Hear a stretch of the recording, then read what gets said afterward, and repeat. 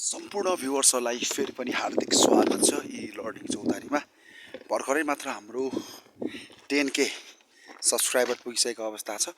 म चाहिँ अलिकति सम्पर्क के अरे इन्टरनेट कनेक्सन नभएको ठाउँमा भएको कारणले गर्दाखेरि चाहिँ अहिले म सही टाइममा चाहिँ यो भिडियो अलिकति मैले लेट अपलोड गर्न पाएँ, किनकि अहिले टुरमा आइरहेको अवस्था थियो।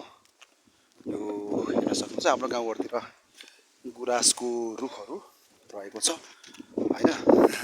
त्यही भएर चाहिँ मैले एन्टिलाइट परिरहेको होला, हेर्न सक्नुहुन्छ यहाँ गुराँसको कपाल खालको रुखहरू छ। सबैजनालाई च्यानल सब्सक्राइब गर्नुभएकोमा धेरै धेरै धन्यवाद। र यी लर्निङ चौतारीमा अब म विभिन्न किसिमका ट्युटोरियल र अङ्ग्रेजी भाषासँग सम्बन्धित केही भिडियोहरू पनि अपलोड गर्ने सोच गर्दैछु। अब सम्भवतः चाँडै नै ती कुराहरू कार्यान्वयन हुनेछन्। कृपया च्यानललाई सब्सक्राइब गरिदिनु होला र बेल आइकनलाई प्रेस पनि गरिदिनु होला र साथमा रहेको चाहिँ बेल आइकनलाई प्रेस गरिसकेपछि अन्य साथीहरूलाई सेयर पनि गरिदिनु होला। र फेरि तपाईँहरू सबैलाई धेरै धेरै धन्यवाद भन्न चाहन्छु हाम्रो ई लर्निङ चौतारीको मेम्बर बन्नुभएकोमा। ओके, सो यहाँ हेर्न सक्नुहुन्छ अहिले म गुराँस घारीको बिचमा हिँडिरहेकोले गर्दाखेरि चाहिँ अलिकति चाहिँ मलाई भिडियो सुट गर्न पनि अप्ठ्यारो भइरहेको अवस्था छ। त्यही पनि मैले यद्यपि भिडियो सुट चाहिँ गरिरहेको छु। ठिक छ। सो अब मेरो अर्को एउटा भ्लग च्यानल पनि छ, दृश्य दिप्शाली भन्ने। म त्यसको लिङ्क भिडियोको डिस्क्रिप्सनमा दिन्छु। अहिले चाहिँ म ठ्याक्कै यो मयुङ भ्रमणमा आएको छु।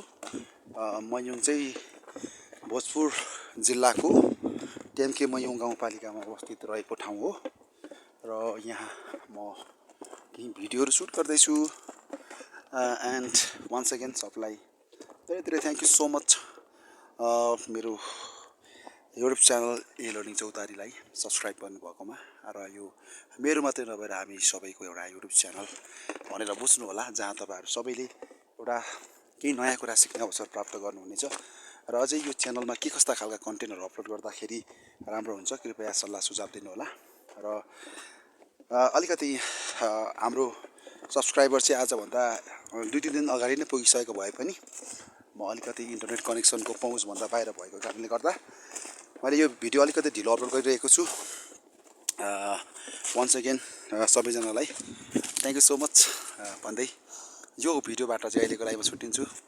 मेरो ब्याकग्राउन्ड हेर्न सक्नुहुन्छ कति राम्रो डाँडा छ होइन। ठिक छ, यस्तै म भ्लग भिडियोहरू पनि सुट गर्छु। मेरो च्यानलको लिङ्क भ्लग च्यानलको लिङ्क भिडियोको डिस्क्रिप्सनमा छ, त्यो तपाईँहरूले चेक गर्नु होला। यति भन्दै यो भिडियोबाट छुट्टिन्छु। हस्त नमस्कार।